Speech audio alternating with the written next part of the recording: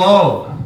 It's good to be here. My favorite part of doing comedy is when my name gets announced, because I seem to have a problem where my name is cooler and sexier than I am. I feel like there's a lot of disappointment in the crowd from that. I feel like everyone's like, welcome to the stage, Jack Connor! And people are like, ooh, that sounds like a man who has a license to kill. And then they see me and they're like, well, that's a man who owns an anime body pillow. I'll have you guys know before you judge me, I bought my anime body pillow secondhand off eBay, so she's a rescue. No. I was worried about how she was going to cohabitate with my blow-up doll, but, you know, they're very not territorial, so it's going well. Like, do you think my parents would have wasted a name as cool as Jack Connor on a man who the number one problem strangers had with me was trying to figure out where my neck beard ends and my chest hair begins? Like, that's not a Jack Connor play, that's some Ralph shit. Like, that's... But I'm a little new to performing on actual stages. I mainly just do open mics and bars, so you guys gotta tell me what lighting to look better in, stage lights or PBR 2-for-1 tall boy signs. I do like PBR. One of my favorite things is like the confidence that PBR has. If you ever read the back of the can, they won the fabled Blue Ribbon in 1893.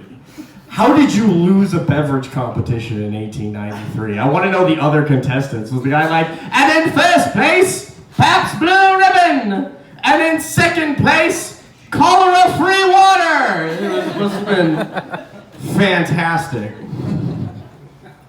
But we're in a comic book shop. I collect comic books myself. I'm a big Batman guy. Any of you Batman fans in here? Yeah, dude. Batman's been getting a lot of hate lately. You know, sometimes I'll talk to people and I'm like, "Hey, did you see the new Batman movie?" And people are like, "All Batman is a billionaire who never went to therapy. He uses his power to undermine the underprivileged neighborhoods of Gotham with gentrification and violate due process." And I was like, yeah, man, good thing he's not real, or else this would be a real problem. Do you think other works of fiction are real? Like, do you watch Game of Thrones and see Jon Snow on the wall, or like, go to your friends and be like, yo, Minnesota's going insane right now. Yeah, but I'm a little new to St. Louis. I moved here during the pandemic, originally from Canada. And, you know, it's interesting when you move to Missouri because, like, Missourians don't think rednecks exist anywhere else. Like, they think I'm completely out of the water. They're like, wow, you moved from Canada to Missouri? It must be so different. I'm like, no. I'm not from the cultural mecca of, like, Montreal or Toronto. No. I'm from Manitoba, which I think translates from Cree Native to cold Alabama. Like, I mean, that's where I'm from. And this, I think our rednecks are stupider because we still wear camouflage, but everything's white. So I don't even know, like, it doesn't work. But a good thing that Canadian deer are also so polite because they just pretend that, like, they don't see this.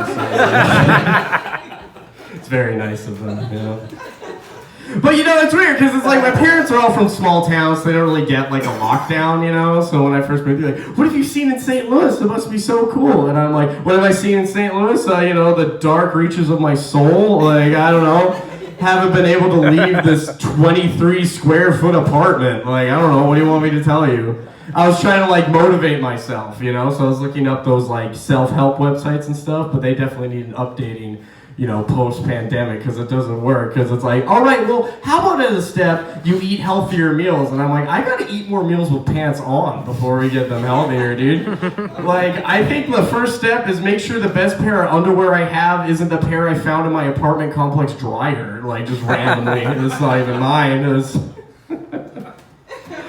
Oh, man, but, you know, I've been trying to date in St. Louis, which is tough. It's tough dating. I got blocked by a girl on Bumble because I talked about Warhammer.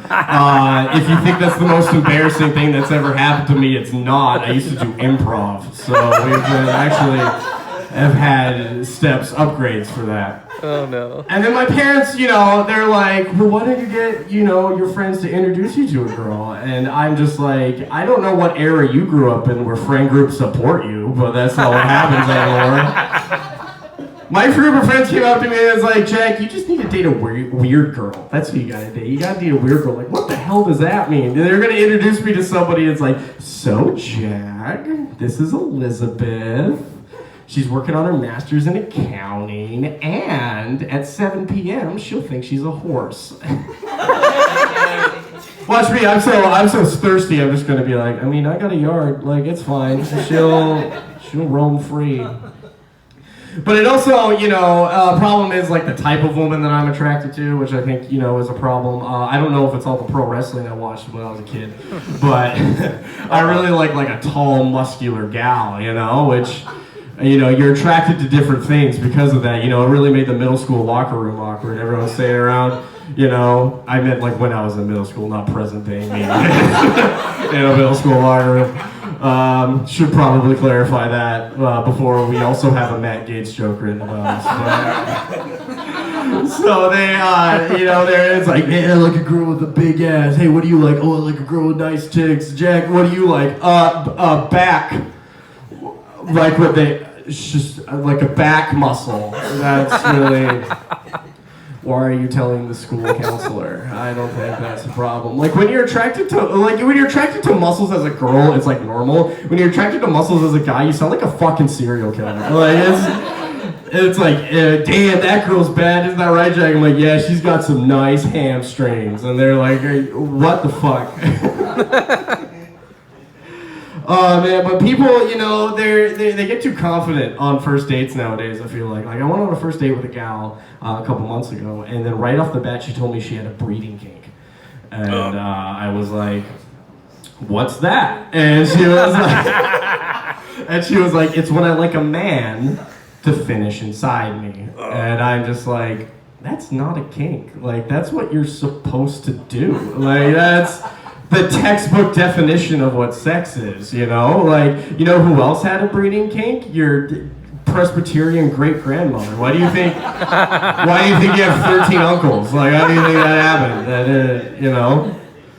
I feel like everything's just going backwards in different ways, and guys are so stupid. You're gonna text me, he's like, hey, talk dirty to me, and I'd just be like, what size bonnet you wear? Like, let's show some ankle next time. Let's go. Or elbow. The people's elbow. People's elbow. There we go. Another pro wrestling reference. We're checking those off. I went to a wedding in Sedalia. It gets worse. And while we were waiting around, we got checked into a historical hotel. And I love those historical hotels because they give you a list of famous people that have stayed at the hotel before you, which I thought was really cool, but everybody knows it's a hotel room, so all it is a list of famous people who have masturbated in the room before you showed up. I checked in, they're like, well, Mr. Connor, Clint Eastwood stayed in this room before you did, and I'm just like, he does that? So old. Good for him. I'll leave you guys with this one. So I was talking to my parents, and my parents are a little bit older, so they were telling me how when they were kids, they played with mercury because they didn't know it was poisonous. Perhaps ask your parents, maybe they did it. They were cracking open thermometers. I mean, it kind of explains a lot about why I decided to do stand-up comedy. I think it was probably the mercury. But my mom was like, well, Jack, we didn't have the science at the time. We didn't know.